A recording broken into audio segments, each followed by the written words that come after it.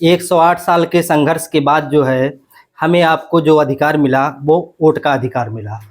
तो हमारी चर्चा का विषय आज रहेगा वोट का अधिकार और इसके बाद नोट का अधिकार जो है।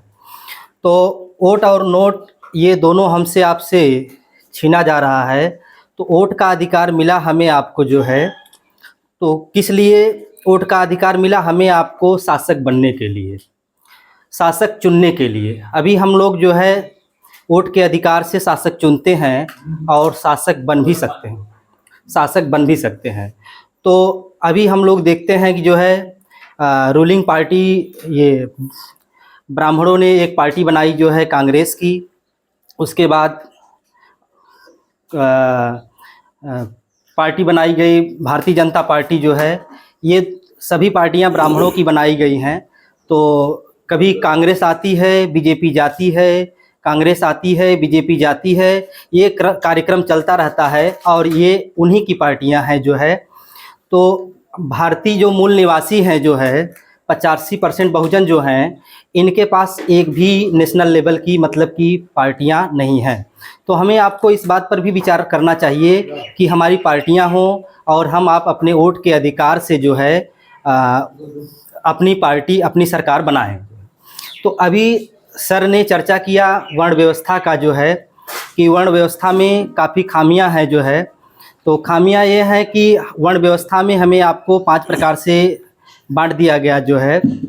तो ब्राह्मण समाज सबसे ऊपर रहेगा, क्षत्रिय समाज उसके बाद रहेगा, उसके बाद वैश्य समाज, उसके बाद जो है शूद्र समाज, और एक समाज को छोड़ा गया, SC ST को छोड़ा गया, उसको ये कुल मिलाकर हो जाते हैं 5 समाज। 5 भागों में जो है हमें आप मूल निवासियों को जो है बांटा गया। और अब जैसे इस वर्ण में भी तमाम प्रकार की जातियां बनाई गई, जिसके कारण हम आप इकट्ठा नहीं हो पाते हैं और जातिगत भेदभाव के कारण जो है हम लोग जो है आगे नहीं जा सकते हैं और अपने अधिकार को भी नहीं बचा सकते हैं।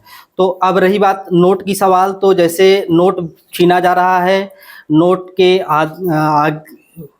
के आधार पर ही वोट को भी छीना जा रहा है। तो नोट कहाँ कहाँ छीना जा रहा है, तो हम इस बात पर चर्चा करना चाहते हैं। जैसे हम मंदिर जाते हैं जो है, और मंदिर में जाकर के जो है पैसा देते हैं और उसी पैसे से वो हमारे बीच समाज में जो है उस नोट मतलब कि वोट को भी छीनते हैं जो है।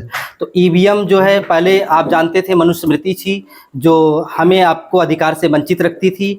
EVM आज की मनुस्मृति है जो है, जिसके आधार पर हमारे वोट को छीना जा रहा है। तो नोट कहाँ कहाँ छीना जा रहा है? जैसे मंदिर हो गया, हमारे आपके बहुत बड़े विद्यालय भी नहीं हैं, बहुत बड़े व्यवसाय भी नहीं हैं।